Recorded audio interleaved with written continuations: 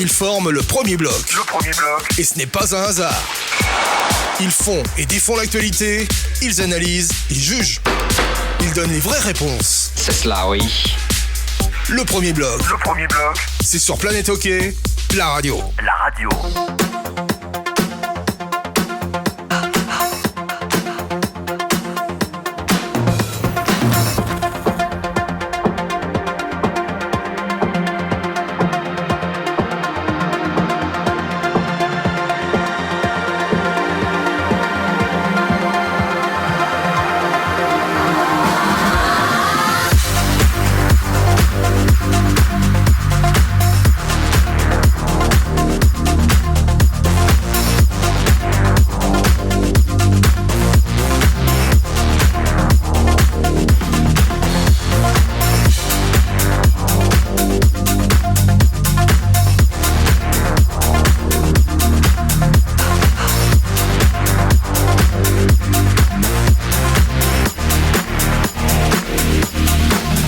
Madame, monsieur, bonsoir, bienvenue. C'est le premier bloc numéro 101. Messieurs, on va repartir à partir du 1, c'est normal, ouais. Parce que des numéros 101, ça n'existe pas dans le hockey sur glace. Il y a eu une évolution, on a tenté des choses avec les numéros dans le basket, où ça allait jusqu'à 15 seulement à l'époque, et maintenant on est allé beaucoup plus loin. Peut-être qu'on trouvera une fois une solution pour avoir des numéros. Quoique c'est pas vrai, il n'y a pas eu un numéro 101 à Davos. À Davos, Exact, c'était le Canada suisse, comment il s'appelle, qui a joué aussi à Fribourg, Dan Hudson. Ouais. Et Dan Hudson a joué avec voilà, le 101 point quelque chose. 101.7 je crois. Ouais, c'était à cause de la fréquence de la radio. La fréquence de la radio. C'était pas son poids. Ouais, et puis il y avait aussi un joueur russe à l'époque qui avait joué, alors je me souviens plus du numéro, c'était du style 117 quelque chose, mais ouais, c'était son poids justement. Parce que nous on connaît un gardien qui avait le 105.0, mais c'était son poids, c'est Greg Thuer, on le salue. Ah, ça c'est quand il était en shape. On l'appelait RMC. Bien, mesdames, messieurs, vous avez reconnu les voix de Laurent Perroton et de Christian Ponty. Bonsoir. Messieurs. Comme il nous a dit qu'il ne participait pas à l'émission, on va dire bonsoir aussi à Lucas Faton, notre supporter favori. Ça va, Lucas ? Bonsoir Philippe, bien, merci. On a enfin le temps de se reposer du côté de Bienne. Ça va un peu du bien, malgré notre défaite 4-0 contre ce très très bon Zurich, il faut dire. Et 4-0, c'est sec quand même. C'est sec. Néanmoins, je suis très fier de l'équipe que je soutiens parce qu'on a été très très proche. Il faut dire qu'avant cette série, on a joué 7 matchs vraiment en mode plus que play-off. Il n'y avait plus d'essence au bout du réservoir, malheureusement. Enfin voilà, tout ça pour vous dire que Lucas Faton, c'est la deuxième ou troisième fois qu'il vient nous retrouver. La troisième fois. Ouais, on a d'autres supporters qui sont déjà venus. Vous pouvez venir nous voir au moment du direct ou de l'enregistrement de cette émission. En général, c'est ici aux têtes de course à Nyon et c'est dans l'après-midi. Voilà, vous pouvez passer. Mais en tout cas, franchement, ça va, il n'est pas rancunier parce qu'il n'a pas les cheveux rouges et jaunes, puis en plus il a un pull grenat. Ah oui, il a un pull grenat, c'est vrai. Et vous virez de bord, là. Non, alors, je ne m'attendais pas à celle-là, d'autant plus que j'avais prévenu Philippe de surtout pas me donner le micro. Donc voilà, je suis devenu quelqu'un d'anonyme depuis que j'ai plus mes cheveux rouges et jaunes. Donc, mais bon, Philippe ne respecte rien et c'est pour ça qu'on l'aime tant. Voilà, c'est exactement ça. Si on me dit de ne pas faire quelque chose, vous pensez bien que je vais foncer. Absolument. Bon, du coup, on m'a dit de ne pas passer la parole à Perroton et à Ponty parce qu'ils en disent tellement des conneries. Ai-je lu sur les réseaux sociaux. Donc, du coup, je vais vous laisser vous exprimer à fond. Bon, messieurs, donnez-moi quand même quelques noms de gardiens numéro 1, parce que ce sont souvent les gardiens. Bon, il y en a plein. Qui avait le numéro 1. Ouais, qui avait le numéro 1. Jean Hayet. Voilà, voilà. Ouais, ça vous suffit ? Ouais, c'est très bien. Non, mais c'est vrai. Historiquement, c'était une référence incroyable. Ouais. En général, les gardiens, ils ont le 1, ils ont le 30. Ouais. C'était les deux. Ouais, les 30. Il y a eu la période Cristobal avec son numéro. Bon, il y a eu Rochy avec le 20, il y a eu Meuvely avec le 30. Si on regarde, il y a un 19 cette année. Il y a eu un 19. Oui, c'est Sandro Schliemann. Non, attendez. Non, ça c'était. Attendez, 19 Marc Schliemann qui avait le 19. Oui, Marc Schliemann. Non, c'est le gardien de Lugano qui a le 19. Ah oui, bien sûr. Oui. Le Finlandais ? Oui, Koskinen, pardon. Enfin bref, voilà. Mon gardien, il a le 13. Ouais. Vous savez pourquoi ? Les superstitieux. Ouais, superstitieux, mais ça marche pas tout le temps. Vous n'êtes pas champion. Un petit message. Change de numéro. Bon, messieurs, voilà, donc on en est dans cette émission 101. Cette semaine, on prolongera le plaisir puisqu'on se retrouvera, puisqu'on est en play-off vendredi également. Pas ici à Nyon, là on le fera par nos moyens électroniques habituels, mais on va avoir quelques rendez-vous supplémentaires d'ici la fin de la saison. On parlera évidemment beaucoup des ou du roman, parce qu'aujourd'hui on ne sait plus trop sur quel pied danser avec Lausanne et Fribourg. D'ailleurs, on en parlera également tout à l'heure dans le cadre de cette émission numéro 101, mais on va commencer par nos casques habituels. On y va avec le casque d'or. Allez-y Christian, c'est votre tour. Alors mon casque d'or, moi je le mets au pluriel. Je le mets à Reto Berra et Schliemann. Pourquoi ? Parce que faire un blanchissage en match 5 et donner l'avantage 3-2 avec 2 balles de match derrière, c'est juste le bon match au bon moment. Et ils l'ont fait les deux. Et donc ils ont les deux en plus 100% d'arrêt. Et en fait, on reconnaît les grands gardiens en play-off, et ils le prouvent. Et donc je pense que moi, je ne voulais pas le donner à Berra plus qu'à Schliemann. Et puis c'est comme j'ai dit, derrière c'est 2 balles de match. Donc le match 5, il est important, on le sait. Ouais. Laurent ? Moi, mon casque d'or, je vais le donner au hockey et au play-off, parce qu'enfin ça a commencé. Alors après, ça sera dans mon casque plomb, il y aura un retour, mais j'ai pris beaucoup de plaisir sur les émotions. Évidemment, il y a des choses qu'on n'aimerait pas voir sur les patinoires, mais n'empêche que dans la dramaturgie, les émotions, les patinoires pleines, les rôles de chacun, le coaching, tout est tendu. Et c'est ça qu'on aime, c'est pour ça qu'on aime ce sport. Et je suis vraiment un amoureux du hockey, mais je suis un amoureux des playoffs. Et là, depuis 2 matchs, dans les différentes séries, je prends un monstre plaisir. Ouais. C'est vrai qu'on a des séries de qualité avec beaucoup d'émotions, beaucoup de trames, belles ou pas belles, bon, enfin des trames. Chose qu'on ne retrouve malheureusement pas encore une fois en Swiss League, parce il manque ce petit sel justement voilà, mais on espère que ça va s'arranger très rapidement. Moi, je ne vais pas vous étonner, vous allez parler de hockey féminin, je suppose. Bien sûr, on va quand même relever le 3e titre consécutif des ZSC Lions Frauen. C'est leur 9e titre de leur histoire, mais surtout alors que ces dames, elles jouent devant des assistances durant la saison de 50 à 250 spectateurs, c'est très modeste. Il y avait quand même, pour ce que j'ai appelé la finalissima, 1891 spectateurs du côté de la Post-Finance Arena. Donc c'est bien. Ça veut dire que c'est peut-être le début de la reconnaissance quand même. Et je me réjouis de voir l'année prochaine Zug venir titiller les Zurichoises. C'est ça, je vais vous demander, c'est quoi la finale l'année prochaine ? La finale, ça sera Zug contre Zurich. Voilà, les Z. Ouais, les Z. Mais vous savez, il y a des équipes qui sont en pleine progression encore. Et moi, j'aime bien les regarder aussi en Suisse romande. Et franchement, Neuchâtel Academy et Fribourg sont en train de bien bosser. C'est mieux. Neuchâtel Academy, ça fait très longtemps que ça bosse sur la longueur. Fribourg, elles sont en train quand même de faire un bel effort. Un bel effort. Et Ambry a fait une belle saison. Et puis Ambry a fait une belle saison. D'ailleurs, Ambry finit 3e du championnat. C'était un néo-premier, ça fait. Ouais. Deuxième saison. Oui. Enfin, ils sont tout neufs. Voilà. Ouais.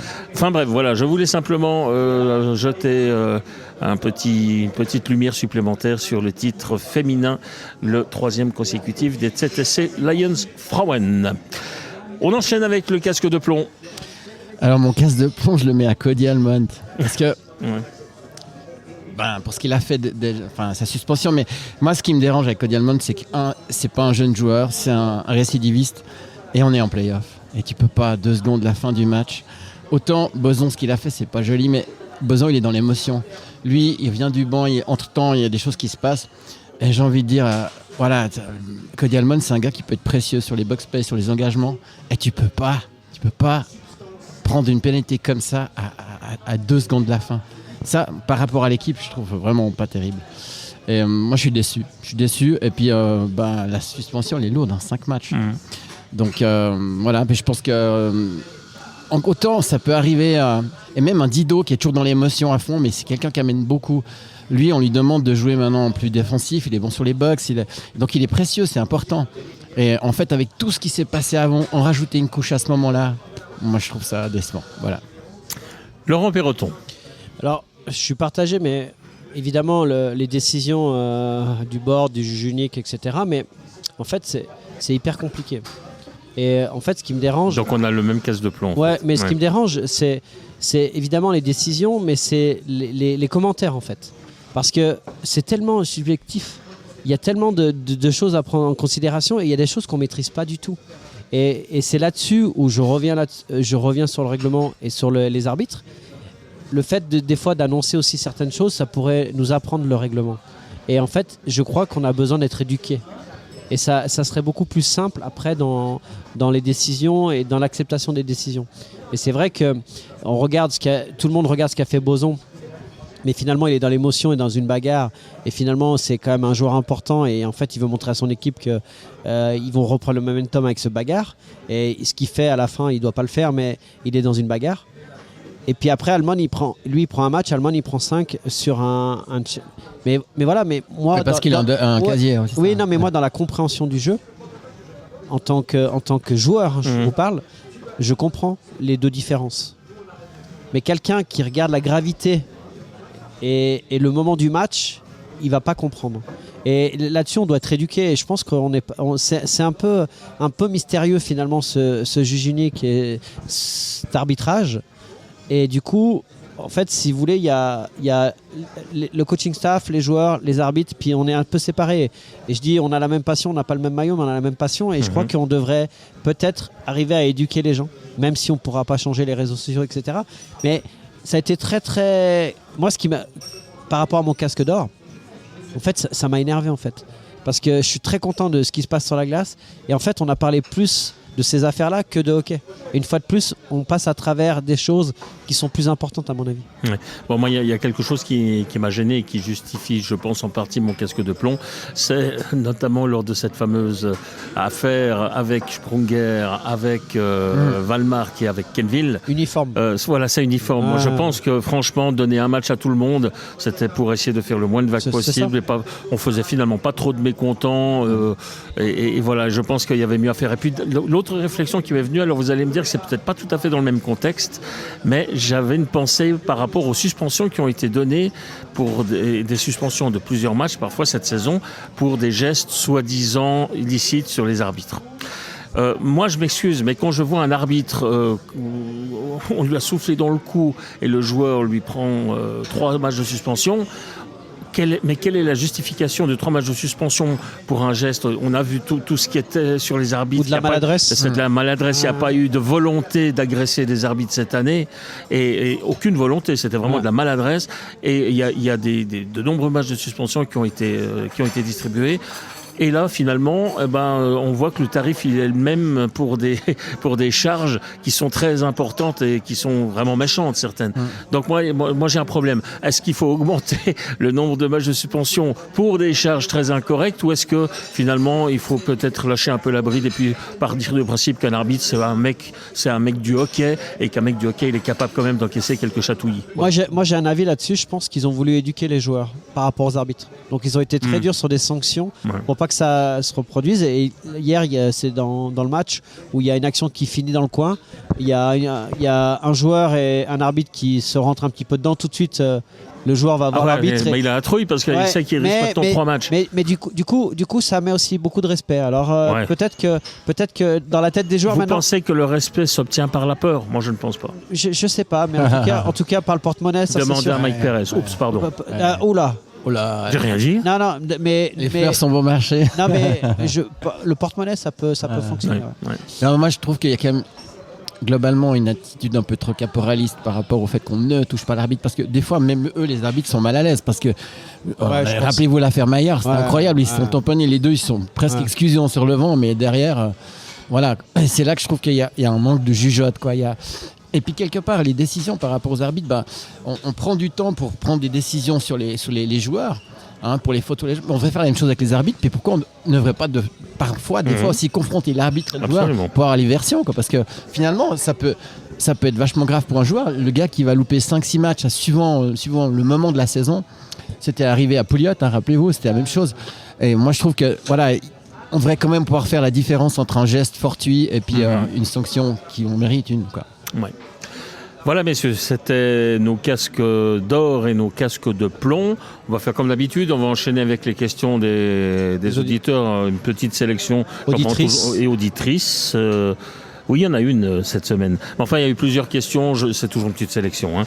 Puisqu'on parlait un petit peu de règlement et tout ça, je vais enchaîner directement avec une bonne idée, je trouve, d'Andreas de Schmitten. Ça, c'est Fribourg alémanique, Schmitten.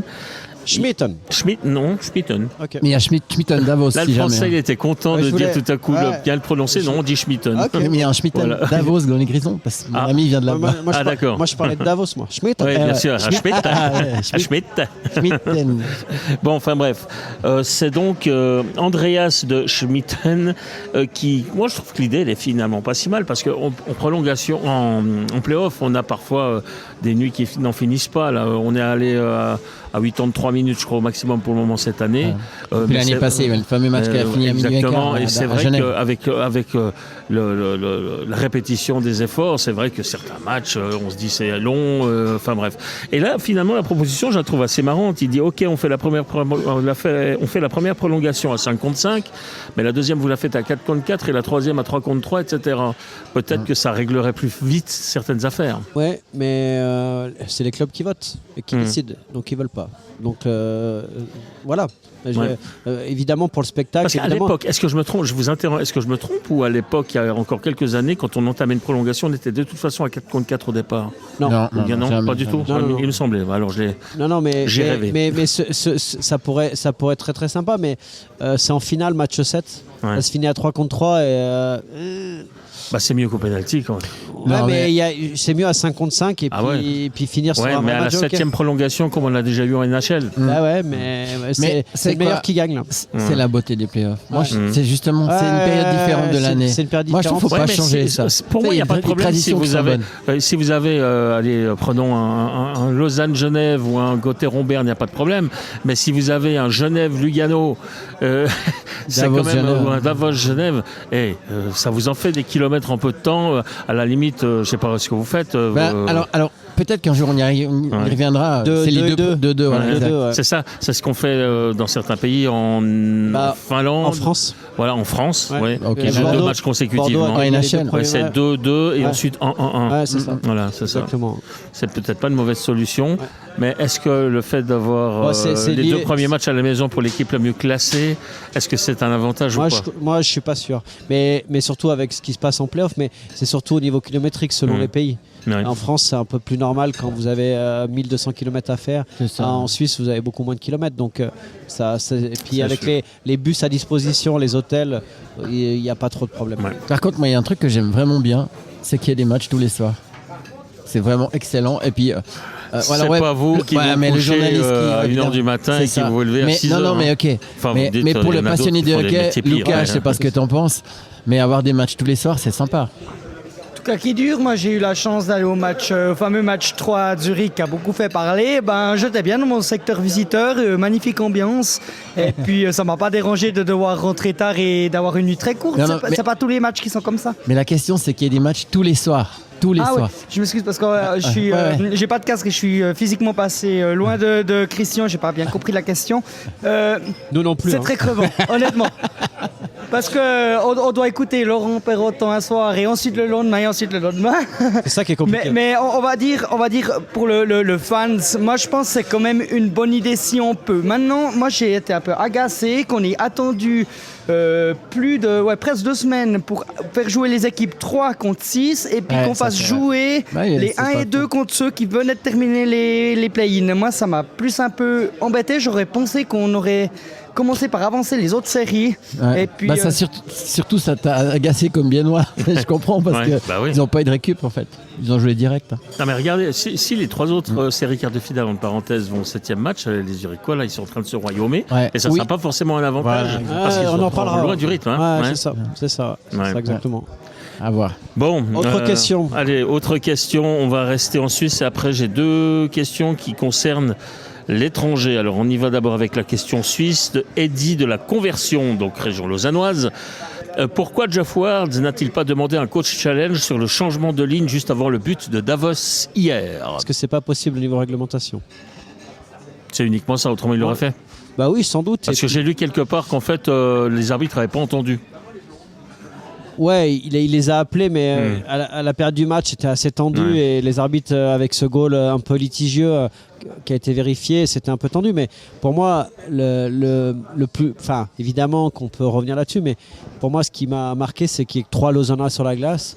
Et en interne, il y a eu. Comment se fait-il ? Il y a eu un problème de communication. Comme on a beaucoup joué 1-2-3-4, 1-2-3, 1-2-3-4, il y a eu un problème de communication entre savoir si c'était à la première d'y aller ou à la 4. Et finalement, quand Holdener a vu qu'il n'y avait personne, il y a été. Il y a qu'une moitié de ligne qui est allée. Ouais, et puis je pense que ça, le fait d'avoir ce mauvais changement a amené ce goal. C'est surtout ça, pour moi, hockeystiquement, qui m'a le plus marqué. Et donc la réponse est donc que réglementairement, on ne peut pas demander un coach challenge sur un surnom. Sur une pénalité potentielle. Ouais, sur une pénalité potentielle. Si à chaque fois vous demandez un coach challenge sur un coup de canne, sur un trébuchet, etc., le match, déjà que vous plaignez des prolongations. On commence le match à 3 contre 3, comme ça on est plus ou moins sûr de finir en 2 heures. C'est ça, exactement. Ok. J'ai encore sélectionné 2 questions. Un Français nous a écrit, mais en fait j'ai mis France, donc ça veut dire que je ne sais pas d'où, mais vu l'adresse email, ça ne pouvait venir que de France. TSFR, point, je sais pas quoi. Ça finissait par FR. Ouais, ça finissait par FR. Donc voilà. Quelle est l'équipe au plus gros potentiel ? Alors, il parle du championnat de France parce qu'il sait que sur planethockey.com, on traite un petit peu de la France et on va en faire un petit peu plus d'ailleurs à l'avenir. Quelle est l'équipe en France qui a le plus gros potentiel entre Rouen, Grenoble et Marseille ? Pour poser la question, il doit être supporter de Marseille. Ouais, pas Marseille parce qu'au niveau du mouvement junior, ils sont en finale junior élite, mais c'est une entente Gap Marseille. Il y a le Fissas Vickel, notamment le manager qui est dans l'équipe, mais il y a très peu de Marseillais. Finalement, c'est un club qui est tout neuf, qui est monté un peu artificiellement parce qu'il n'y avait pas de club capable de monter en Magnus. On l'a fait monter gentiment, notamment. À la place de Mulhouse. Ouais, avec les dépôts de bilan, mais ils ont fini 11e finalement. Ils ont fini 11e de la deuxième division. Oui, et puis ils sont montés parce qu'ils ont été 5e de la saison régulière. Ouais, et puis ils se sont fait éliminer au match 7 contre Bordeaux. Mais ils ont la plus grosse moyenne de spectateurs. Ouais, ils ont une super patinoire. Plus de 4000, je crois. Bah oui, mais il y a 6600 places. Ouais, elle est très très jolie. Ouais. Mais voilà, pour l'instant, Grenoble et Rouen, c'est une place forte au niveau de la formation parce qu'en plus, ils ont des partenaires teams. Il faut savoir que leur partenaire team en 3e division française, Grenoble, c'est que des jeunes, ils sont qualifiés en demi-finale. Et en première division, qu'avec des jeunes de la formation, ils sont qualifiés en demi-finale. C'est un peu comme Zurich. Et Grenoble est qualifié en demi-finale et gagne déjà 2-0 dans sa série. Donc les 3 équipes alimentés par le mouvement junior sont qualifiés en demi-finale dans les différentes divisions. Donc Grenoble largement au-dessus de tout le monde. Il y a aussi Rouen à l'époque qui dominait sur tous les étages. Oui, mais ça c'est l'époque où il y avait énormément les années Poudrier Vert et compagnie. Là il y avait énormément de Canado-Suisse et puis Canado-Français. Ouais, Canado-Français, pardon. Et oui, parce que Verret il a joué en Suisse, c'est vrai. Canado-Français. Et finalement, le mouvement junior maintenant qui a vraiment pris de l'avance, c'est Grenoble par rapport à ses partenaire team et surtout au niveau régional parce que Chambéry c'est pas très loin de Grenoble et puis Vaujany c'est pas très loin de Grenoble, donc les joueurs ils n'ont pas besoin de faire des kilomètres et des kilomètres. Par exemple, si vous êtes joueur junior élite, que vous êtes à Marseille, pour aller jouer, vous entraîner à Gap, c'est 1h30. 1h30 de voiture. 3 heures aller-retour pour faire un entraînement d'1 heure. Ça fait beaucoup. Je peux vous mettre dans vos petits patins ? Allez-y. Oula, ça y est, il commence à trembler. Non, pas du tout. La rumeur venant de France m'a dit qu'on vous avait plus ou moins mandaté, enfin on essayait de vous mandater pour sauver un club de la relégation, à choisir entre Gap et Briançon. Connaissant votre carrière, c'est plutôt Gap. Mais c'est vrai ça j'ai eu des contacts avec différents clubs, mais voilà, j'étais engagé à la TV et puis en plus, ma femme, je pense pas que ça va le faire là. Je pense qu'on a assez voyagé dans notre vie. Et non, mais c'est vrai qu'évidemment. Et puis j'aime pas. C'est finalement d'aller. On vous demandait d'être pompier. Ça va quoi. J'ai bientôt 51 ans. Mais moi je la connais la réponse. C'est qu'il adore la Suisse et puis il veut pas quitter le premier bloc. Et puis c'est ça. Non, puis j'adore la région. Il n'y a pas que le hockey. Ma famille est importante. Non, mais chaque année il y a la même rumeur. Chaque fois il me dit tu sais qui c'est une fois c'est Lyon, une fois c'est Gap, une fois c'était dans le Nord, je sais plus. Partout où il a joué quoi. Même pas. Aussi des autres. Non, mais dans le Nord, c'était. Mais en fait, Dunkerque. Il y a eu une période dans le Nord, mais en fait, je suis plutôt dans mes activités ici, puis je reste persuadé que c'est pas une bonne solution d'aller sur une fin de saison comme ça. Je l'ai fait une fois à Martigny, je suis arrivé 3 jours avant le début des playoffs. c'est chaud. C'est vraiment très très chaud. En fait, les playoffs te servaient à faire progresser ton équipe et je crois que c'est pas le but d'un entraîneur. Donc non, compliqué. Ouais. C'est marrant parce que chaque fois qu'il nous répond, il me tend une perche là. Vous avez dit que vous aviez 51 ans, c'est peut-être aussi le moment de signaler qu'il a pour la 2e année consécutive obtenu sa sélection pour le championnat du monde des anciens, des légendes. C'était un peu plus dur là. J'ai pas été top. Mais franchement, vous allez défendre votre titre de champion du monde. Ouais, on va défendre ça, mais là il va falloir que j'aille au fitness 2 fois par jour parce que je suis vraiment HDF, hors de forme. Voilà, bon, ça c'était la petite parenthèse perso de Laurent Perroton. Je vais continuer avec la dernière question d'aujourd'hui. Donc c'était Yvan donc, de France qui nous parlait de ce hockey de Grenoble, de Rouen, de Grenoble et de Marseille. Oui, voilà, c'est Amalia, une femme effectivement, de Verbier. Alors, encore une fois... Donc Verbier, c'est en Suisse. Ça, je le savais, merci. Oui. Pas de souci. Même si je ne skie plus. Amalia qui, visiblement, même s'il est autrichien, on en a parlé la semaine passée, suit quand même la carrière de Reinbacher. Alors ça, c'est pour vous, Christian Ponty. Reinbacher jouera-t-il... Comme par hasard. Oui. Jouera-t-il au NHL la saison prochaine? Je sais pas, mais en tout cas, il a fait des débuts tonitruants. Vous avez vu, premier match, premier goal. Bon. Moi, je crois que ce gars, il a un réel potentiel. Après, il y a abondance de défenseurs. Je crois en tout cas qu'à mon avis, il devrait commencer la saison avec Laval pour se familiariser un petit peu avec les fameuses patinoires et tout, même si je pense que c'est un gars intelligent. Mais surtout, il sort d'une saison compliquée. Donc, il faut qu'il reprenne confiance. C'est pour ça que son début là, réussi, ça a fait vraiment du bien. Moi, j'ai écouté les commentaires. On l'attendait au contour. Ouais, alors, mais c'est pour ça que un choix de draft numéro 1, c'est quand même très rare. Enfin, premier tour, pardon. Et surtout à Montréal. Donc, un défenseur. Exactement, il a les spotlights sur lui. Autrichien. Autrichien. Non, mais il y a beaucoup de paramètres. C'est beaucoup de paramètres qui parlent pas en sa faveur. Je pense qu'il va débuter à Laval. Après, ça dépend aussi des blessés, puis ça dépend aussi de lui. Parce que finalement... cette année, nous, on n'a pas vu le même Reinbacher, mais je veux dire, il n'y avait pas la même équipe, les circonstances étaient différentes, la pression était énorme. L'année passée, il sortait d'un chapeau, mais il a été incroyable parce qu'il a un talent incroyable, mais il avait zéro pression. Entre-temps, il ne s'est pas arrêté, il a fait un camp d'été, il a fait le camp des recrues, ensuite il a fait le camp principal, parce que souvent, tu fais le camp des recrues, mais tu viens pas au camp principal, ils avaient fait les deux. Carbonisé. Voilà, c'est ça. Parce que moi, je pense sur régime, ton rupteur. Là, et puis je pense qu'émotionnellement, regardez le nombre d'interviews qu'il a déjà, alors qu'il a pas mis un pied en NHL. Après son premier match avec Laval, est-ce que vous avez entendu son interview dans les vestiaires? Moi, ce que j'ai trouvé génial, il a déjà compris comment ça marchait en Amérique du Nord. Il n'a pas été très franc sur la qualité de ses performances avec Cloton. En gros, il s'est vendu comme étant, comme sortant d'une bonne saison de sa part. Enfin voilà. Le process sans doute. Ouais.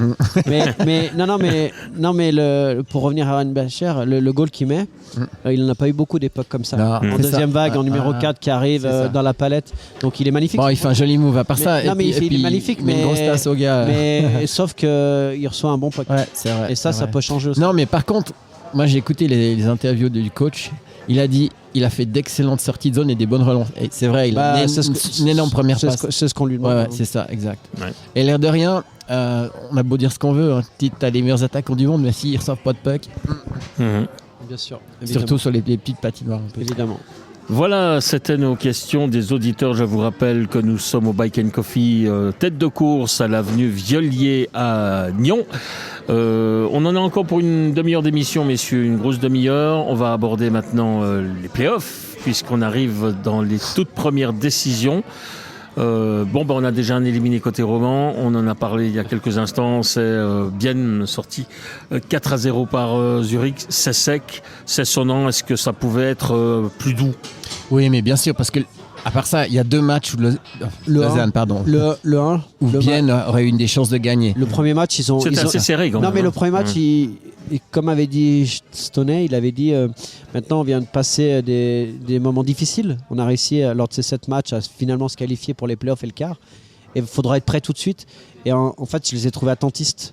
Parce que comme si on va voir ce qui va se passer. Et le premier match était vraiment prenable justement par le manque de rythme. Et je pense que là c'était déjà un petit tournant. Après il y a cette égalisation là qui fait mal aussi lorsqu'ils sortent le gardien. Bref.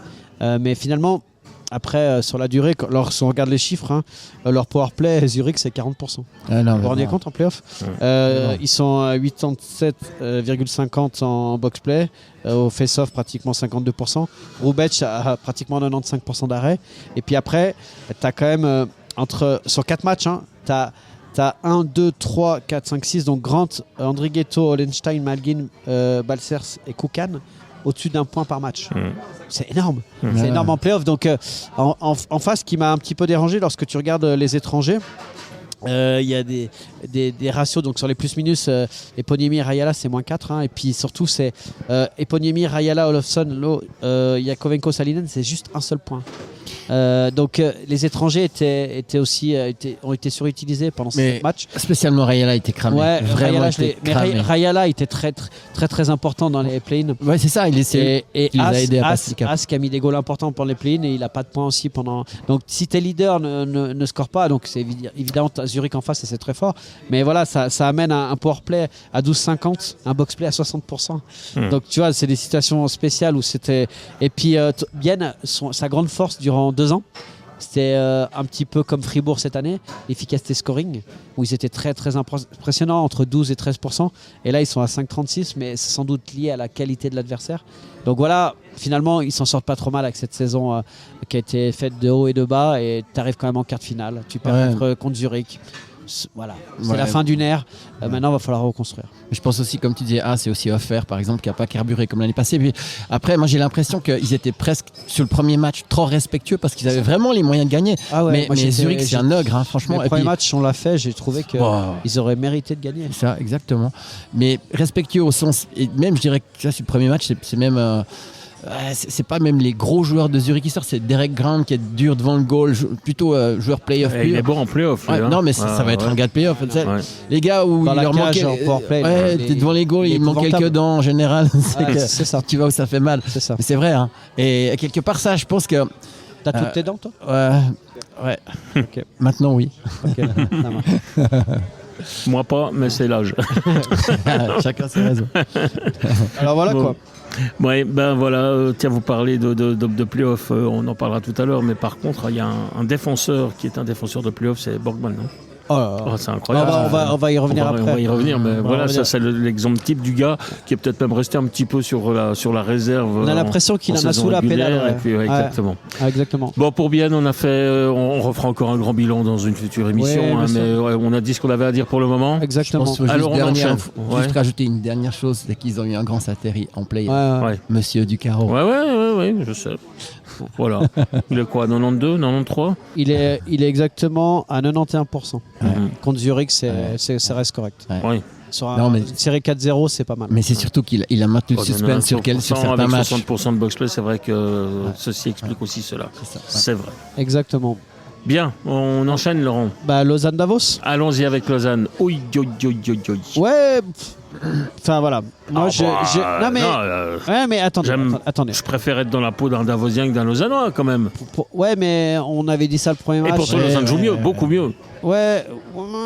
Marque pas assez. Ouais, mais il y a différents paramètres. Déjà, moi, il y a un truc qui me fait un petit peu halluciner. C'est qu'on parle de tout et de rien, mais on oublie l'essentiel. Davos, l'équipe alignée. T'as Rasmussen qui est pas là, Knack qui est pas là, Prassel qui est pas là, Gredig, l'espoir du club qui a fait une super début de saison. T'as perdu Nakiva, on a vu la bagarre. T'as Barandum qui a été blessé contre Almon, d'accord. Et Schneeberger, ton top player comme joueur suisse que t'as fait venir après une belle saison à Bienne, qui a eu un accident de voiture. Donc ça fait 1, 2, 3, 4, 5, 6 joueurs blessés qui seraient pratiquement dans tes 3 premiers blocs. Donc avec l'effectif en qualité, en quantité de Davos, évidemment qu'ils jouent de cette manière-là et qu'ils te laissent la possession. Mais ça, personne n'en parle. Donc lorsque en Romandie, à Bienne, il y avait tous ces blessés, on n'a parlé que de ça. À Fribourg, pareil. Enfin, je veux dire, à Lausanne, toute la saison, on a parlé que de ça. Alors, parce qu'on est en Suisse romande. Hein. Mais c'est vrai que Davos, il faut être juste. C'est vrai que Davos, c'est prévu d'éléments essentiels. Ce que tu dis qu'ils laissent la possession, je suis pas tellement d'accord. Ils avaient souvent le puck, mais ils shootent peu. Mais c'est souvent eux qui ont le puck. Ils gèrent le puck. Non, mais ils laissent quand même la possession par moment. Et moi, où je les trouve bien, c'est dans les temps faibles. C'est-à-dire qu'ils laissent le puck et puis ils attendent pour te contrer. C'est ce qu'ils ont fait hier quand même. Ils ont laissé la possession. possession. Non, mais hier tu es à Minder en 6 et Geller en 7. Hein. Ouais. Et tu viens jouer un match décisif à Lausanne. C'est quand même une belle réussite. Mais après, évidemment, le facteur X, c'est Ashliman. Ashliman, il est rentré dans la tête des attaquants. Mais il est rentré dans la tête des attaquants. Et quand on parle de beaucoup d'occasions, j'ai regardé. Hein, il y a 7 occasions vraiment très très importantes du côté de Lausanne. Mais dans les 7, il est tellement bien placé qu'il n'y a pas de trou. Et là où il est performant, c'est qu'il bloque le puck ou il t'oriente le puck qui ne va pas donner une deuxième chance. C'est-à-dire que ça va dans des endroits stratégiques de la patinoire où tu peux pas retirer. Et quand ça arrive, notamment le shoot de Rochette et puis la reprise, tu as un défenseur qui va être là pour couper ton shoot. Donc vraiment, c'est pas mal. Sur la base de sa forme actuelle, il a sa place au prochain championnat du monde. Non, mais moi je pense qu'il va être Il sera dans les trois. Mais il l'a chaque année. Non, mais je pense qu'il sera vraiment pris. Après, on va venir sur Lausanne. Je peux juste rajouter un truc, Lolo. Toi, tu as dit le facteur X. Ça devient la mode, le terme. Hein, vous avez alors, vu ça moi, j'ai juste rajouté. Copyright. Je ne sais pas si tu allais le citer, mais parce que j'ai pensé à la même chose. Pour moi, il y a un facteur X bis, c'est Nussbaumer. Parce qu'il a 6 points, 3 goals, 3 assists. Et sur des matchs aussi serrés, c'est vite vu, c'est un gars décisif. Et qui aurait parlé de Nussbaumer il y a encore? Non, mais c'est surtout pour ça que je parle de facteur X. Factor X et factor X bis. Ouais. Mais tu as raison complètement, mais c'est surtout encore, on était impressionné pendant la saison de son ratio de réussite par rapport à ses shoots pris. Il prend toujours des shoots quand il faut prendre des shoots, déjà. Mais en plus, il continue, il est top scorer en playoff. Mais c'est ça, c'est exact, il faiblit pas. Et contre une équipe à 5 contre 5 qui est sans doute l'une des plus difficiles à manier. Mais surtout qu'il a fait un mois de janvier exceptionnel. Et il est monté en puissance d'une manière exponentielle. Début de playoff, le match 1 et 2, j'ai dit mais il fait quoi? Il était complètement à la cave. Et là, il est vraiment... Là, c'est clair que ça amène certaines choses. Mais pour revenir... Vu qu'il y a tellement peu de goals, c'est pour ça que je dis facteur X. Pour revenir un petit peu, si on fait la comparaison, Ashliman, c'est 94,82. Hughes, il est à 89,09. On a beaucoup parlé des statistiques et des statistiques avancées pendant la saison. Pendant la saison, par exemple, Hughes, il était à 94,01. Et on a beaucoup dit, ici, dans cette émission, attention, les playoffs, le mental. Et hier, tu peux me dire ce que tu veux. J'ai regardé le match 2 fois. Tu peux me dire ce que tu veux. Il y a 2 lattes, une de Fora et une de Corvi. Il est à côté, il est loin du puck. Si c'est dedans, c'est 3-0. D'accord ? Évidemment qu'il y a une latte de Pilot à la fin. Mais la latte, regardez le tir. Il est magnifique son tir. Mais il peut le mettre que là. Il y a peut-être la place d'un demi-puck au-dessus de son épaule. Mais Pilot, là, il a fait tout juste. Il n'a vraiment pas de chance. C'est terrible. Il n'a pas de chance, mais t'as vu comme il est placé, Schliemann ? Ouais, bien sûr. Et en fait, ce qui est terrible dans la tête d'un attaquant et ce qui est difficilement compréhensible pour certains passionnés de hockey, c'est que quand le gardien il te rentre dans la tête, il est là. Et en fait, ce qui se passe, c'est que tu précipites tout après. Tu changes ta façon de jouer. Alors des fois tu as un bon shoot, tu tergiverses, t'attends pour une passe parce que tu te dis il est imbattable sur le shoot, donc je vais attendre une passe backdoor et d'un coup il y a un défenseur qui va venir te récupérer le puck. Enfin il y a plein de choses. Et les gens ils se disent oui ils sont longs dans la transmission et tout, mais en fait ils réfléchissent parce que Schliemann il est rentré dans leur cerveau. Non. Et ça, c'est ce que vous dites d'ailleurs dans quel journal aujourd'hui ? Non, c'est dans l'article demain dans Watson. Dans Watson, voilà, exactement. Vous développerez ça. Vous développerez cette théorie. On a parlé de ça. Mais tu peux même rajouter un truc sur ce que tu as dit, c'est que tu as raison sur les stats. Mais en plus, il ne faut pas oublier qu'il l'a sorti. Il l'a sorti pour mettre Pache à Davos. Non, mais par rapport à la stat, c'est ça que je voulais dire. Ouais, il l'a sorti. Et puis, je trouve même un peu sévère pour moi. Ouais, c'est comme hier Vutriche qui se fait sortir après le deuxième goal. J'ai trouvé ça super sévère. Mais voilà, là, c'est un choix de coach et puis ça fait partie des playoffs et de la gestion des gardiens. Mais on revient maintenant aux statistiques collectives. Toute la saison, on a parlé de discipline individuelle. Ward, il a énormément fait progresser son équipe et j'ai été voir des entraînements, je vous l'ai dit, c'est très très performant et il est très bon dans les petits détails. Et l'équipe, il est très pointu. Par contre, dans le coaching, il est conformiste, c'est-à-dire que c'est type NHL avec selon les joueurs, leurs caractéristiques et surtout leur passé, t'es comme ça. Ça, hier, j'aurais aimé qu'il varie un peu ses trios pour essayer de trouver une solution. Ensuite, ce que je peux te dire, c'est ce qui me convient pas, c'est que on a parlé de la discipline individuelle. Donc Ward, il travaille d'une manière où il y a beaucoup d'échanges avec les joueurs. En fait, c'est une façon de, comme nous expliquait Wolf, une façon collégiale de manager. Mais connaissant les joueurs suisses et dans certains moments, d'être collégial, ça ne marche pas tout le temps. Et pour moi, le match à Davos où ils pètent les plombs tous, ça va pas. Ça va pas, pourquoi ? Ça peut arriver de péter les plombs à un match, mais ça va pas parce que durant la saison régulière, ça t'a fait perdre des matchs et tu as été deuxième équipe la plus pénalisée du championnat. Donc là, il n'y a pas de progrès. Sur l'efficacité scoring, on était l'une des équipes les moins qui chutait le plus, mais les moins efficaces. On est à 8,41 pendant la saison régulière, on est passé à 5,18. Ouais, mais bon, si on a hier 39-12 Mais c'est ce qu'il dit. sur le match d'hier, hein, 5-18. c'est incroyable. Oui, mais pourquoi ? Parce que les statistiques avancées, c'est bien, mais quand tu as un facteur X et puis Ashliman qui te rentre dans la tête, ça te fait déjouer. Et il y a beaucoup de shots à Libye, moi je trouve, Ouais. qui entraînent des rebonds bien sûr, mais ça compte comme shoot. Ouais, mais ça peut marcher parce que lorsque tu vois hier Bern et Zug, Bern, ils ont fait un peu le même jeu et puis finalement Zug a eu tous les rebonds ou tous les déviations. Ouais, mais de leur t'as côté. aussi des tueurs devant les goals du côté de Zug, des Saint-Hilaire et Exactement. compagnie.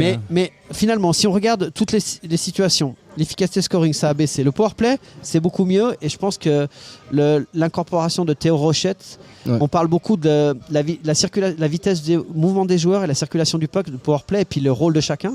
Ça, c'est pas trop mal, mais pour Lausanne, la circulation du puck et le mouvement des joueurs n'étaient pas bons. Ce qui a amené Théo, il amène de la vitesse dans les prises de décision qui libèrent des positions. Aussi, je trouve. Et le goal qui a mis Suomela sur le powerplay, c'est une erreur d'Ashliman quand même, mais c'est Rochette qui a amené tout ça. Donc là, il y a un progrès quand même au niveau pourcentage, mais dans les moments décisifs, et notamment les 2 derniers matchs, c'était pas terrible. Le box-play, c'est là où il y a un hic, ils étaient extrêmement bons. Ils étaient à 86%, là ils sont passés à 76%. Et puis les face-off, ça reste la même chose. Maintenant, j'ai lu un truc selon oblique.ch, 89,5 selon les statistiques avancées, Lausanne aurait remporté 9 fois sur 10 ce match face à Davos. Les Vaudois ont obtenu 3,2 accepted goal contre seulement 1,3 pour les Davosiens. Si on ajoute à cela les 37 tirs à 11, on se dit que le LHC n'a vraiment pas mérité sa défaite. Mais on est en play-off. Et là, je reviens à la discussion qu'on a eue il y a 2 semaines. Il y a des joueurs qui peuvent te faire tourner. Et donc, du coup, là, je viens sur maintenant les individualités. Je suis désolé. Moi, je réitère ce que j'ai dit. Ça va pas faire plaisir et je vais recevoir encore des courriers. Je suis d'accord, c'est vrai. Il est où, Juice ? Il est où ? Transparent. Il est où ? Il était où l'année dernière avec Zug contre Genève ? Ces joueurs-là, ils sont payés pour faire des différences. C'est pas à Glauser et Afrique de faire des différences, même si c'est des joueurs internationaux. C'est ces joueurs-là. Suomela, on me dit on n'arrive pas à trouver l'amalgame entre. Ouais, mais c'est 2 goals en 27 matchs. Il a été, c'est lui le buteur. Non, en 27. Les 2 goals lors des 27 derniers matchs, sauf erreur. Peut-être 17, mais enfin bref. C'est beaucoup. C'est peu. C'est peu. Surtout. Beaucoup de matchs et peu de buts. C'est peu. Et finalement, on revient à des phrases basiques, mais c'est tes meilleurs joueurs lors des matchs, des moments importants qui te font gagner les matchs. Et là, hier, lorsque tout le monde est frustré en disant on a perdu 1-0, ça met la série, et puis là on va se rattraper à Davos, je comprends. Mais lorsque tu perds 1-0, c'était leader d'équipe qui te font gagner. Et l'année dernière, Genève a gagné le titre. Parce que les meilleurs étaient les meilleurs. Et à quel moment ? Mais vous attendez quoi de Joe ? Un apport offensif supplémentaire ? Mais clairement. Non mais attendez, mais parce que encore une fois, là je vais jouer un peu au méchant, mais je vous rappelle quand même que défensivement Lausanne, alors offensivement Lausanne, c'est en dessous de ce que ça devrait être, c'est clair.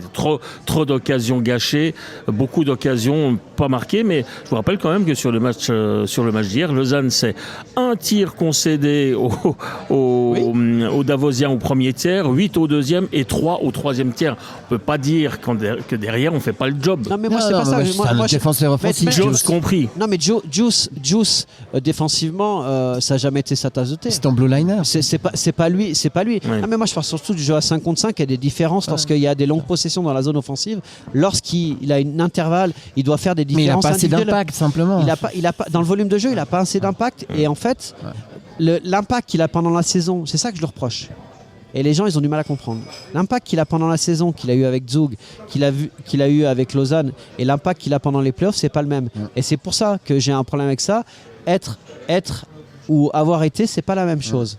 Et là-dessus, c'est une des raisons aussi pourquoi ils sont autant accrochés par Davos. Maintenant, aujourd'hui on parle, demain Lausanne va gagner à Davos, la série elle se retourne Bien sûr. et la Bien pression sûr, elle est bien sûr. complètement sur Davos. Donc cette série elle est très Mais très. c'est surtout exactement. Chaque match, il y a un autre momentum. C'est ça. Mais par contre, moi, ce que j'aime bien, par exemple, chez un Pilot, c'est qu'il a fait des mauvais matchs, mais il tente, il fait quelque chose. Ouais, au début Juice, il a on le mal voit commencé. pas. Ouais, Il a c'est mal ça. commencé. Ouais. Mais tu vois le gars, tu sens qu'il en veut. Moi, ce qui me dérange, c'est qu'on a l'impression que Juice, il se cache, quoi. Alors que Pilot, c'est pas le cas. Tu fasses des erreurs, ok, c'est pas grave, mais Lui il fais tente quelque chose. Il a, Voilà, il a du c'est volume. ça. Il a du volume. Voilà. Et puis il a du cœur et tout. Moi, Juice, je le vois pas. J'ai l'impression que. Et pourtant, on devrait le voir puisque c'est lui qui a le plus Plus gros de temps de jeu hier, bien sûr, 23-34. bien sûr. Mais hier. ça, c'est un des problèmes. Après, moi, je veux juste rajouter un truc. Je sais pas si t'as fini, Lolo. Mais, Non, vas-y. Mais par exemple, hier soir, blessure de Marty, qui était un rock en défense. Ah ouais. Et puis des progrès incroyables. et puis surtout, jeu physique de playoff parfait. Ouais. Faut relater Marty, vraiment excellent. Et moi, vraiment, ça me fait mal pour lui et pour Lausanne. Et puis, bon, après, ce qu'il faut quand même dire aussi, parce que c'est pas anodin, mais c'est vrai que Lausanne joue tout le temps bien à Davos. Ouais. Lausanne joue tout, à part la dernière fois, ils ont pris 5-2, mais franchement, mais en pourquoi général. ils ont pris 5-2 Oui. Parce qu'ils se sont frustrés, ils ont pété les Exact, plombs. exact. S'ils restent disciplinés, ils devaient Les gagner ce émotions, match. les émotions, Ils je suis devaient d'accord. gagner ce match-là. Mais en tout cas, moi je voulais dire grosse perte avec Marty, qui visiblement c'est un poignard. Puis après, moi je voulais quand même dire un truc, parce que chaque année c'est la même chose. Pendant les 2-3 semaines avant le début des playoffs, allez hop, on prend des licences B. Il y a quand même un gars qui s'appelle Fourer qui a mis 40% des goals à Martini. C'est vrai. Mais je veux dire, rappelez-vous, bien l'année passée, il mettait des Elvis Schelfer. Oh, pourquoi on n'est pas un peu plus courageux? Regardez ce qui se passe avec Stroller à On Fribourg. voulait dire quoi à la place de Kellin Non, Non, c'est le quatrième bloc. On va, Ah, te c'est le quatrième bloc, non, mais on ouais. va te répondre qu'on a mis Bougro, qui c'est un gars ici de la formation. Mais pas de souci. Mais ce que je veux dire par là, c'est que Fourer, c'est un homme. Je parle en stature. Hein, c'est un gars qui a quand même. Je veux dire, on n'arrive pas à marquer des goals, c'est compliqué. Qu'est-ce que tu risques de tenter à un moment quelque chose? À quoi ça sert ces licences B si tu les prends jamais? Ok, c'est pour les blessés, j'ai compris. Mais là, en l'occurrence, tu piétines. Moi, j'essaierais. Même tu le mets en 13e attaquant, voilà. Je pense qu'il ne peut pas faire moins bien que certains en ce moment. Pour clore le chapitre lausannois, encore une fois par provocation, et même si je sais que la statistique des tirs cadrés, ça reste encore une fois quelque chose de très subjectif aussi. Hein. Un tir cadré ne veut pas forcément dire une occasion de but, mais enfin, il faut quand même savoir que dans le match... Ça dépend qui tire. Oui, juste, ça dépend peut-être qui tire, mais dans le match d'hier soir, celui qui a tenté le plus sa chance, c'est Selomeki. 5 tirs devant Joss, 4 tirs. Ouais. Donc il est quand même pas inactif. Mais tu es aussi juste pour l'efficacité. Ce que je veux dire, c'est moi, en fait, le talent qu'il a et dans la vision du jeu, la vista, le QI hockey. Pour moi, en fait, ce qui me dérange et ce que j'ai dit en début de saison et les gens ils étaient pas contents avec ça, c'est que c'est pas le même joueur en championnat régulier en play-off. c'est ça. C'est ça. C'est pas Là, le même c'est jeu. pas le même joueur à jeu. Lausanne qu'à à Zug. L'État Ouais, Zug. l'État Voilà. Zug. C'est pas le même joueur non plus quand même. Hein. Pendant la saison régulière, il était meilleur cette année que l'année dernière. Moi, j'ai trouvé. Ouais, c'est vrai. Mais meilleur, mais par contre en play-off, c'est pour ça que Zug n'était pas content de son rendement. Donc c'est là-dessus où certains joueurs ils doivent élever leur niveau de jeu. Et moi là où je suis frustré, c'est que tu as des joueurs de très haut niveau. On n'a pas tenté des choses et il y a des joueurs qui individuellement peuvent faire des différences. Et ils ont été engagés pour ça. Et quand tu perds 1-0 à la maison sur un match 5, c'est un problème. Et je reviens sur Ward, il est assez conformiste. Il fait beaucoup de poker face, mais il est très nerveux. Et je l'ai jamais vu comme ça. Il est très très très nerveux. Donc je sais pas quel signal il renvoie, mais en tout cas, il est très agacé dans les paroles qu'il a avec les joueurs, avec le coaching staff, etc. Donc ça veut dire qu'ils sont tombés sur quand même un os. Donc là, demain, voilà, à la vie à la mort. Mais par contre, je le redis, demain, ils gagnent. Ils peuvent l'emporter samedi à la maison, partir sur une nouvelle série avec de la confiance dans une série complètement difficile et puis aller très loin dans le championnat. C'est très ouvert, hein. Mais hier, il y a beaucoup de frustration et les observateurs romans, nous les premiers, parce que tu dois pas le perdre ce match. Tu dois pas le perdre. Moi j'ai encore un chiffre qui relate bien aussi le match d'hier, c'est 66% de taux d'engagement de Corvi. Et match super important, il est loin devant le deuxième qui est le Lausanne, c'est à 60%, mais c'est juste pour dire. Et en plus, il le met tout le temps sur les engagements défensifs. Très important et en fin de match. Et il a pas trop de coaching, ça. Ouais, il a du coaching, mais il a pas trop de manœuvres. Donc voilà, mais parce que tu as Rasmussen qui est blessé, qui est un joueur extrêmement important dans le jeu défensif. Donc voilà, et puis Boson, peut-être que Claire, ça a été pas très bien perçu par les observateurs, par les fans, etc. Mais Nakiva, c'était quand même le meilleur défenseur offensif de l'équipe durant la saison régulière. Et dans la qualité de relance, maintenant, ils ont encore Egli, mais ça reste moins performant. Donc c'est peut-être une des clés aussi de la possibilité de Lausanne de gagner cette série, c'est que tu as moins de qualité par rapport aux blessures à Davos. Et puis connaissant Boson, on peut être sûr d'une chose, c'est qu'il va faire un gros match ce soir. Alors c'est ce que j'ai dit. Il aura une envie de revanche. Non, mais ce que j'ai dit à l'interview, il y a deux cas. C'est clair qu'il en fait trop. Ouais. Non, il va faire un gros match et il va vouloir se rattraper. Mais toi, t'es Davosien. Tu le vois sur la glace. Ah, tu l'allumes. Non, mais t'es motivé aussi par rapport à ce qui s'est passé. Ouais, donc, bien sûr, c'est dans voilà, ça c'est pas quantifiable. On verra mercredi soir. Bon, on va voir ça effectivement, mais c'est vrai que moi je continue à mettre ma petite pièce sur Lausanne. Parce que je pense que globalement, Lausanne est quand même plus d'avenir que Davos en ce moment, alors c'est 50, dans les 50. circonstances actuelles. Oui. Voilà. Mais voilà, ça reste les playoffs. Et puis là demain, le match, il est beaucoup plus important qu'il ne paraît, juste sur une élimination directe. En fait, l'année dernière, Ward est arrivé, a bien fait changer le visage de l'équipe et ils se sont plantés sur les derniers matchs pour la qualification pour les play-in. Et cette année, tu fais une super saison. Si tu te fais éliminer 4-2 par Davos avec une équipe diminuée, tu finis. Et là, tu pars sur une troisième saison avec 2 gros échecs. C'est pas la même. Donc le match, il est beaucoup plus important que le match de demain avec le résultat brut. Il est important sur la suite des événements et les prochaines saisons. Bien, voilà, ça c'était pour Lausanne. On va passer à Fribourg. Maintenant, je peux vous dire qu'en ville de Fribourg, c'est un soulagement. Tout le monde avait le trouillomètre à 0, Fribourg. Les supporters, pas vraiment les joueurs qui sont quand même sûrs de leur force, même si on a un petit peu insinué le doute quand même dans leur esprit avec ces 2 victoires luganaises. Discipline mais le public, mais il était, il était choqué parce qu'il voyait déjà Gauthieron s'imposer 4-0, 4-1. Contre Lugano ?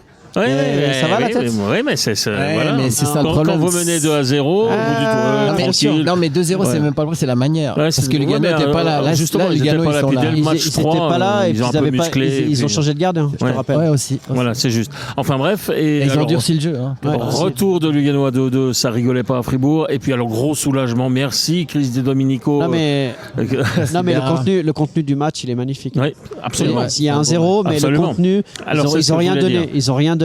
Ils ont joué beaucoup, discipline individuelle, collective, très intelligent. Et du coup, on peut encore envisager le match de ce soir avec un certain optimisme pour Fribourg. Ouais, en direct sur les Monts Bleus. En direct sur les Monts Bleus avec commentaire MySports, mais analyse Laurent Perroton. Non, mais surtout Chris Rivera en grande forme. Chris Rivera.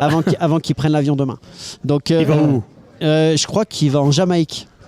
Il va monter une équipe de hockey là-bas. Et on espère faire un tournoi. Il va avec la famille. Il va se détendre un petit peu. Mais pour la Jamaïque sera plus jamais pareil. Les Jamaïcains Rivera Rockets. Non mais c'est surtout que s'il met 2-3 hits, là, il va y avoir des commotions là-bas en Jamaïque. Donc bon, enfin bref. Non, trêve de plaisanterie. On revient un petit peu sur la série Fribourg-Lugano et déjà mention spéciale à Monsieur Dubé et sa ligne magistrale, Jörg Valzer-Marchand, qui ont éteint Turkov et Carr et Consort et Joly. Sauf au match 3, où on sentait que ça revenait, puis finalement ils ont refait le job au match 4. C'est surtout l'indiscipline. Ils se sont mis en difficulté exactement comme Lausanne, avec Sorensen. Mais le facteur X, c'est qui pour vous à Lugano ? Moi, c'est Marco Müller. Parce que, t'es d'accord, on en a parlé. Mais il s'est fait laver le visage, ils lui ont tout fait. Il a le nez tout rouge. Mais il les rend dingues. Ça, c'est un vrai jour de play-off. Ça, c'est un mec que tu as envie d'avoir dans ton équipe. Vous vous rappelez l'agitateur maintenant qui est au Canada à La Pierre ? Mais en fait, lui, il était infernal. C'est ce qu'ils disent au Québec, tu as toujours une peste. C'est la peste de l'équipe. Non, mais c'est la peste et tu as des pestes qui répondent. C'est ça, mais lui, il est malin. Tu peux lui faire ce que tu veux. Et avant-hier, quand il gagne 1-0, si l'arbitre il est juste, il y a échange de coups entre Wallmark et lui sur la fin de match. Et après, Wallmark, il lui met un gros cross-check. Il a été malin dans l'analyse du jeu, l'arbitre. Il a senti le truc. Mais si on est réglementaire, il y a 2 minutes, il est puni. Et puis là, ça peut faire encore égaliser et du coup relancer le match. Et c'est qui mon Müller. Ouais. Mon Müller Mais- qui est toujours Mais là. Laurent, même si tu vas plus loin, regarde, même la charge de Sprunger. En fait, il est très grand, Müller, hein. Mais il se baisse un peu. Je dis pas qu'il fait exprès de prendre sa canne dans la nuque. Mais on dirait qu'il aime prendre des coups. Non, Il y a de la roublardise. non, mais voilà, parce qu'on en parle souvent. Moi, j'y ai dit, mais franchement, Müller, il est incroyable parce qu'en plus, il trash talk comme un porc. Regardez quand il passe le long des joueurs de Fribourg, les gars, ils sont francs fous. Et le pire, c'est Dido. Il a les Mais yeux. il se comporte très Mais bien. justement, il maîtrise. Il se comporte Mais très, très moi, je sais que tu vas en parler peut-être après, mais je voulais juste dire un truc. Pour moi, il y a un truc, c'est que j'étais presque un peu déçu d'un dev shooter. Pour moi, ça serait le job d'un dev shooter de temps en temps aller faire comprendre les règles à Müller parce qu'il Il a le été gabarit blessé, pour. C'est ça. Est-ce qu'il rejoue encore à son niveau Non, après sa Non, longue alors, je pense pas. moi, je voulais parler de son rôle Oui, mais Mais même il très a pas- tendu en Ouais, à mais un c'est- moment donné. Non, la capacité mentale, je pense pas qu'il est capable pour l'instant. En tout cas, je disais quelque part à un moment donné, ça serait lui qui serait censé amener des réponses. Exactement. Par rapport à son. Bah, Tu vois, quand il y a des. Tu l'as vu quand il était au Canada, quand il se battait. Mais ouais, c'est très, très, très solide. Non, mais évidemment, et puis en plus, c'est un monstre. Quand tu le vois arriver, tu fais pas le Ouais, malin. c'est le déménageur. Tu fais pas le malin. Mais juste les gardiens. En playoff, donc Berra, il est pratiquement à 94%. Et notre ami Schlegel, qui est rentré sur l'acte 3, il est pratiquement à 96%. Lui aussi a fait énormément de bien, ça a rééquilibré les pertes de défense. Il essaye de différencier ses lignes maintenant parce qu'on voit que la ligne à Joly, Écart et puis Turkov, elle est matchée, donc il essaye de les séparer un petit peu. Mais finalement, c'est une très très belle série. Il y a deux très belles équipes. La différence, elle est sur le collectif. En fait, cette équipe de Lugano, si elle avait 2 ans de travail ensemble, je pense qu'elle pourrait encore plus rivaliser. Ouais. Mais la profonde différence, c'est l'amalgame entre les deux équipes et le travail sur plusieurs années et le jeu léché de Fribourg par rapport à Lugano. Moi, je pense qu'il y a quand même un avantage au niveau du gardien. Ouais. Ouais, À Fribourg. Non, mais évidemment, mais aussi sur le collectif et puis sur le powerplay, le powerplay en playoff, c'est quand même 25%. Ouais, C'était mais le premier ouais. powerplay pendant la saison régulière, ils étaient 24-42, ils sont Ouais. au-dessus des standards, Ouais, ils sont à 25% en Non, c'est playoff. incroyable. C'est énorme. Mais c'est vrai, c'est comme tu dis, il a splitté sa ligne, il a mis quart avec Müller. Ouais. Il a essayé de faire quelque chose pour Ouais. diluer son talent, justement. Et puis surtout pour contrer Jörg Walzer et C'est Marchand. ça. Ouais, parce sont que c'est un casse-tête. Et d'ailleurs, Jörg n'a pas de contrat. Il fait des playoffs magistraux et je pense qu'il y a des joueurs il y a des clubs qui vont il va s'intéresser à ce retrouver joueur. l'embauche, moi je pense Ouais. aussi. Mais en tout cas, moi j'ai marqué un truc, c'est que j'ai trouvé qu'on en parlait avant. Dido a fait une saison régulière, en guillemets, ordinaire. Et je disais, quelque part, est-ce qu'il ne sera pas transcendé? Alors, d'un autre côté, la blessure la suspension de Sorensen Ouais, a ça- fait qu'il a pris des responsabilités. Ouais, ça Et l'a moi- mis dedans. Ouais. Là, on a retrouvé justement le Dido de playoff avec son énergie maîtrisée et contagieuse. T'as vu quand il marque comme il va allumer le public? Ouais, il est incroyable. Puis ça aussi, c'est beau, hein, parce que Ah je ouais, pense ça que fait du bien. ce soir à Lugano, il y aura du monde. Ah, Ça puis va être, ils ça vont va essayer être de chaud l'allumer. patate. Mais moi, juste un joueur moi, qui m'épate là, notamment hier, avant-hier, c'est Delarose. Ouais. Delarose, il est tellement précieux. Ça fait plaisir d'entendre ça. Il est tellement précieux. Justement, c'était mon facteur X. Ouais, non, il est tellement Comme je précieux. le disais dans d'autres médias, voilà, Delarose, je le sens venir. Ah, non, Ouais, moi, je il a vais été dire un très truc. très précieux sur l'acte 5. Si Très, très précis. on prend sur le facteur X bis que j'ai donné sur Nussbaumer, le facteur X bis pour moi à Fribourg, c'est Strelay. Strelay, il a de nouveau 15-29 de temps de jeu. Il a joliment piqué la place à Dufner qui avait 5-40. Ouais, c'est ça. Et il a 20 ans, le gars. Et en fait, il ne déçoit pas en play-off. Il a un jeu physique, il a marqué, il fait tout. Il met des charges. C'est pour ça que je disais aussi, je parlais du jeu physique de Dave Souter qui est plus calme. Strelay, c'est le déménageur. Et pourtant, il fait 1m82. C'est pas non plus un géant. hein. Ouais, mais il est Mais intense. Il est Ouais, intense. c'est exactement. Quand il te frappe, tu C'est l'as. ça que j'ai un peu du Chervet. Enfin, quand il était jeune. En tout cas, mais ce qui est génial, c'est que même chose que pour Davos, on a déjà, comme j'ai dit, qu'est-ce qu'ils ont bien fait de gagner le match 5, parce que quand tu as 2-2 le match 5, franchement, tu as 2 balles de match. Ça veut dire que si par hasard ils devaient se louper, ils auraient encore, alors j'ose pas imaginer la pression du cas où il y aurait des insomniaques à Fribourg. Non, je veux dire, non. si on arrive en Encore une 7e fois, match, il faut le gagner. La situation est intéressante, Ouais. mais je me mets aussi souvent dans la peau du Liganais. Et voilà, il faut aussi savoir se mettre dans la peau de l'adversaire pour Ouais, ressentir. mais alors, on va quand même dire un truc, puisque tu es quand même un peu fribourgeois. Ouais. On dit que c'est l'année de Fribourg, que les étoiles devraient s'aligner. Mais c'est pour ça que je dis, si tu arrives en 7e match en quart, faut pas le perdre. Ça va être génial. Beau, ça va être... Moi, je vois ça comme ça, je vois pas ça autrement. Hein. Ah non, mais moi, je dis la même chose. Mais je te parle juste de la pression. Voilà. Ouais. Vous savez que Di Domenico, dans le nouvel alignement, en fait, sur les 2-3 derniers matchs, c'est celui qui a le plus de temps de jeu en dehors de Ryan Gunderson. Ouais, il a 20 et quelques. Plus de 20 minutes. Ouais, c'est un temps de défenseur, en fait. Ouais, c'est ça. Ouais. Mais parce que, voilà, quoi, je pense que ce qu'il faut reconnaître, c'est faut laisser justement à Dubé le fait qu'il sait le gérer, hein, quand même. Et puis, moi, j'ai trouvé que peut-être qu'il n'ait pas toute la lumière pendant toute la saison sur lui, c'était peut-être pas une mauvaise chose. Ouais. Que ce soit justement Sorensen, exactement, voilà. Ouais. Puis sans aimer à Fribourg, on voit, quoi. C'est important. D'autres précisions ? On en garde alors pour l'après-match. Ouais, c'est surtout que on se réjouit. On se réjouit du match de ce soir, du match de demain, des séries demain. Enfin, c'est vraiment. Là, on arrive dans le money time des quarts finales, donc c'est vraiment très très excitant. Alors, donc à voir sur l'Aimant Bleu ce soir à partir de 19h50. Exactement. Sous la direction de Vincent Ulrich. Courage Vincent avec cette équipe. Le pauvre. Ouais, le pauvre avec Rivera et Perroton. Ça va, moi je trouve que vous êtes bien. On sait comment ça commence, mais on ne sait jamais vraiment comment ça finit. Bon. Non, mais moi j'aime bien. On a quelques rondelles. D'autres choses à préciser, un petit mot sur la chaux de fond qui sera peut-être champion ce soir. Il n'y a pas un Zug Bern Ouais, on peut parler de Zug Bern. Non, mais je dis ça. Non, mais ça ira au 7e match, donc on a le temps d'en parler. Je dis ça, je dis rien. Non, mais il y a championnat 6. Oui, évidemment, c'est. Non, mais parce que je regarde l'heure aussi. Ça a été. Zug a vraiment fait la différence à la maison. J'ai beaucoup aimé l'interview de Reto Suri qui explique qu'il joue très très bien à la maison, mais il faudrait faire la même chose à l'extérieur et que le match 6 sera, pour pas avoir de pression sur un match 7, sera très important. Donc voilà, hier ils ont fait le job, même si Bern n'a pas si mal joué, malgré l'ampleur du score. J'ai trouvé que Bern a beaucoup à travailler défensivement parce qu'il y a beaucoup d'erreurs individuelles dans le placement, dans la communication visuelle, et ça a amené ce score fleuve. Ouais. Bon, après, les gardiens, hein, Wüttrich 75, Reidenborn 86. Reidenborn, il avait fait des gros débuts, mais c'est compliqué pour lui. Il est un peu rattrapé par la patrouille, j'ai l'impression. Puis on voit aussi ce qu'ils valent vraiment en play-off. Donc voilà.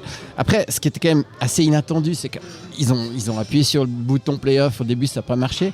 Mais moi, j'ai juste regardé les buteurs en play-off. Donc, premier Marcini, 7 points. Deuxième Simeon, 6 points. Troisième Nussbaum, 6 points. Après, ensuite Dido, 6 points. Wingerli, 6 points. Herzog, 6 points. Et Bengtsson. Ça veut dire que sur les 10, il y a 5. Alors évidemment, ils ont un gros score, c'est OK. Mais c'est juste pour dire que déjà, première chose, les 3 meilleurs buteurs pour l'instant, c'est les Suisses. Donc, moi, je mets une petite piécette sur Nussbaum aux mondiaux, entre nous. Et puis, il y a quand même. Les Zougois, ils sont premier, deuxième, 4e, 6e, parce qu'ils sont ex-aequo avec Dido, et 10e. Ça veut dire que les buteurs du côté de Zug, ils se sont réveillés au bon moment, déjà numéro 1. Les gros joueurs aussi. Voilà, exactement. Physiquement, je parle des gros bonhommes. On oublie un peu, mais s'ils passent et puis qu'ils sont bien mentalement, le Zug Zurich, là, oh là là, ça va être terrible. Parce que nous, on voit ça avec nos yeux de roman en espérant. Non, mais ça sera pas... C'est ça. Non, mais attends, ça sera. Non, ça sera Zurich. Ça serait Zurich. Ça dépend. Ça dépend de Lausanne. Ouais, ça dépend de Lausanne. Mais moi, je faisais un calcul sur Fribourg-Zug, en fait. Moi, je voyais un Fribourg-Zug se profiler. Ouais, c'est possible aussi. Mais en tout cas, c'est trop tôt Zug pour en parler. est en train de monter en puissance, mais même chose que les autres séries, c'est 3-2. Ouais, exactement.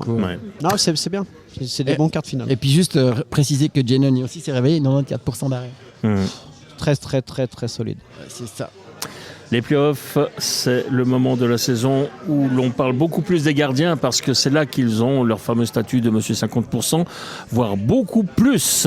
C'est juste. Bon. C'est juste. Allez, un mot sur la chaux de fond. Un mot alors, 3 dans la série. Non, mais très content pour Louis Matt, très content pour Burkhalter, très content pour les joueurs, parce qu'il y a pas mal de joueurs qu'on connaît. Et puis j'espère qu'ils vont gagner. Mais voilà, cette saveur l'année dernière avec cette promotion relégation chaux de fond à joie, ça manque. Et c'est pour ça que moi je l'ai déjà dit, on regarde les résultats, on regarde les highlights, mais il y a moins de passion. Évidemment, après, si tu es supporter chaux-de-fonnier, tu es enchanté. Et puis, je comprends, faire un doublé, que c'est tellement dur de confirmer dans le sport. Mais voilà, cette saveur-là manque un petit peu, malheureusement. Ouais. Bon, je crois qu'on va fermer le chapitre hockey suisse et on va regarder un tout petit peu outre-Atlantique. Ouais, l'Hirondelle. Moi, je vais juste déjà faire état de ce qui s'est passé ces dernières nuits à New Jersey. Je ne sais pas si vous avez vu. En gros, déjà, les New Jersey ont battu les Highlanders dans le derby de New York, enfin du New Jersey en fait. Et les Highlanders de Patrick Roy. Patrick Roy, justement, qui était sur 5 victoires et puis qui est aussi en course au play-off. Déjà, première chose, Patrick Roy n'était pas très content. Et quand il n'est pas content, en gros, ça se voit. Il y a une grosse charge sur Nico Hischier, et justement, qui s'est fait prendre le genou dans la bande et tout. Et c'est Meyer qui est venu se battre. Ouais. Voilà, donc déjà, ça aussi sympa. Puis pour parler de Meyer, un truc de fou, il fait un mois de mars incroyable. Donc lui, le changement d'entraîneur, visiblement, parce que ça marchait pas, mais avec Travis Green, ça marche bien. Au mois de mars, il est à 12 goals. Donc juste parce que, vu qu'ils aiment tellement les statistiques en Amérique du Nord, dans la franchise des New Jersey, il n'y a que 3 joueurs qui ont fait ça avant lui, enfin 4, pardon. Absolument. C'est Jack Hughes l'année passée, Alexander Mogilny, donc c'est pas une pince, Patrick Elias en 2000 et Bobby Olick en 99. Mais ça, c'est toutes les années où New Jersey gagnait la Stanley. Oui, c'est sûr. Donc c'est juste pour dire qu'en fait, on le sait tous, c'est un monstrueux buteur quand ça commence à marcher pour lui. Il est un peu moins fort sur le jet défensif, ça m'ennuie un peu. Mais la bonne nouvelle, c'est que s'il est autant buteur et puis qu'il vient faire les mondiaux, ça pourrait être sympa. Parce que je pense que là, je suis dans l'équilibre du groupe et la pression de résultat, je suis pas sûr qu'ils le prennent. Mais par rapport aux années antérieures, et comment ça s'est passé. Mais voilà, ça c'est juste un ressenti. Ouais. Cela dit, j'ai osé le titre.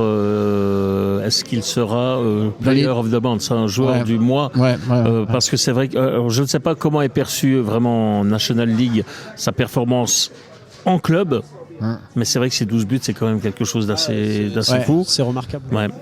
C'est vrai que c'est Jack Hughes avec 13, le recordman au niveau de New Jersey, et c'était l'année passée. C'est jusqu'au 31, donc c'est pas fini. Donc c'est pas fini, exactement. Mais je pense qu'effectivement, d'après les rumeurs, il est en course pour avoir le titre de joueur du mois.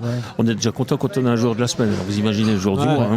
Bon, après, il y aura de la concurrence, parce que vous avez vu que du côté de Washington, comment il s'appelle l'autre le russe. Le russe Ovechkin. Ovechkin est en train de faire un mois de mars aussi incroyable. Alzheimer s'en vient. Non, mais juste parce que lui, il est dans les jours de la semaine déjà, avec McDavid et... Attention. Je sais plus. Voilà, c'est pas grave, mais en tout cas, il y aura de la concurrence, c'est ça que je voulais dire. Après, juste pour finir avec les New Jersey, donc ils sont à 5 points de la première place qualificative, mais avec 2 matchs en retard. Donc ça va être compliqué pour les playoffs, moi je pense. Et puis bon, pour faire un petit peu le tour, Vancouver, ils sont qualifiés avec pied sous terre, 98 points. Winnipeg, c'est quasiment fait. Premier qualifié. Ouais, exact. Et Winnipeg avec Nino Niederreiter, ils sont à 93 points. Normalement, ça devrait se faire dans les prochains jours. Nashville, c'est la première équipe qui est repêchée avec 88 points, mais ils ont de l'avance. Ils courent après la wildcard. Ouais, mais je pense qu'ils sont dedans là. Ils ont 5-6 points d'avance. Et puis surtout, ils n'arrêtent plus. Ça fait 17 matchs d'affilée qu'ils font des points. Enfin, 15 victoires sur 17 matchs. Voilà, exactement. Donc c'est une sacrée série aussi. D'ailleurs, Yozin ne faiblit pas, 71 points, va pas mal. C'est une saison vraiment moyenne. Fiala, 3e à 87 points, ils sont aussi en route, puis Fiala va bien aussi. Et puis pour dire que Kourachev, lui, il se fait plaisir à Chicago, mais il ne sera pas en play-off, donc il est bien entouré. Et puis Moser, lui, je crois qu'il prépare déjà les mondiaux, quoi. Voilà, Fiala qui a marqué cette nuit dans la victoire 3-2 de Los Angeles face à Vancouver. À Sutter, exactement. Justement, face à Sutter. Et Sutter a fait un assist. D'ailleurs, Sutter est très très précieux du côté de Vancouver. 14 minutes de temps de jeu pour Sutter. C'est vrai qu'il a un temps de jeu assez limité quand même, depuis pas mal de temps. Mais hier aussi, il a 14 pour dire des fois, mais même Nino Niederreiter, c'est souvent des temps comme ça. Après, c'est parce qu'en général, il ne joue pas les situations spéciales. Donc, si tu rajoutes ça, t'évites à 17 et tu montes dans les temps de jeu.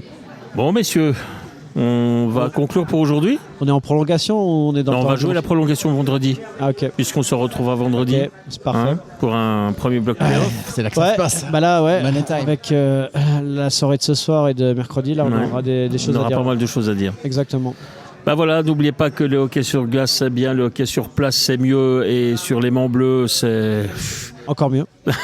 grâce à Laurent Perroton que vous Non, retrouvez non, donc non. ce soir dès 19h50. Cette émission, vous l'entendez peut-être maintenant plus ou moins en direct, vous l'entendrez en diffusion officielle dès 18h, à 20h, à 22h et ça on terminera là puisque demain matin elle sera obsolète puisqu'il y a un match de Gauthieron face à Lugano. Et ce sur la soir. chaîne YouTube peut-être. Alors sur la écoutez, on lui donne à manger à la chaîne YouTube. Très Il y est, bien. oui, il y est. Et il est en playoff là, il fait des trash talking. Ouais. Ouais, trash. Bon, allez, on va remercier Gentil. Lucas Paton de nous avoir Merci, rejoint Lucas. encore une fois. Merci Lucas. Bon été. Mais merci, c'est pas fini. Je vais au championnat du monde à Prague. Et voilà. Je vous dirai un petit secret, moi je suis absolument fan de la culture du hockey tchèque. Je trouve qu'on parle pas assez en Suisse du pays de la Tchéquie, déjà du niveau de jeu que je trouve très très bon, même mieux que chez nous. Et puis surtout les fans, la culture là-bas qui est absolument exceptionnelle. Donc pour moi c'est pas fini. Puis je profite que j'ai le micro, vu qu'on me l'impose, de vraiment vous féliciter l'équipe du premier bloc, vraiment pour vos analyses très très compétentes et ça fait vraiment du bien de pouvoir écouter Bon, un podcast ça- qui s'y connaît au hockey. Et Lucas, des fois ça dépend, parce que des fois on est sur le 4e bloc, parce qu'on est pas très Certains, on pertinent. est sur le 4e bloc. Pour oui. certains, on est sur le 4e bloc. Ouais. Qui fait le 4e bloc qui fait le job. Alors, Voilà, on est la ligne à Valzer. Vous êtes, On vous avez bosse, mon on est les admiration. bosseurs. Continuez comme ça. Merci beaucoup. Vous savez, on est en période de playoff, il y a même du trash talking entre les podcasts eux-mêmes. C'est vous dire à Ah quel ouais. point. Oh là là là là. Ah, c'est bon Sauf ça. que nous, on est sympa, nous. Ah, Nous, on dit rien. ah ouais, mais moi, Non, c'est les autres. Toi, t'es le gentil. Non, mais toi t'es ça- trop gentil. Nous, on dit qu'on est les Vous méchants. voulez que je vous mais- dise, ça commence à m'énerver tous les bruits qui arrivent à mes oreilles. Aïe, aïe, aïe. Hi. Ouh là là, attention. Alors, Ah, je vous ai déjà vu une fois fâché. Ouais, c'est pas bien. Hein. Ah, non. Ouais. J'ai pas passé un bon quart d'heure, c'était à Fribourg, vous m'avez parlé dans le poste. J'étais parti à la RTS, vous vous souvenez? Ouais, oui. Oh, Bah là- oui, non, mais bon. Et je m'étais- Une trahison pareille. Je m'étais fait, oh là là. Non, mais attendez, il travaille pour moi à Téléclub, et puis tout à coup, je le retrouve sur l'écran de la RTS le lendemain. Je me dis, il y a un problème. Mais moi, je connais un gars qui a fait la même chose avec l'RTS qui s'est retrouvé à Téléclub. Il a dit que c'était du trash talk. Ouais, mais moi, c'était pas du jour au lendemain.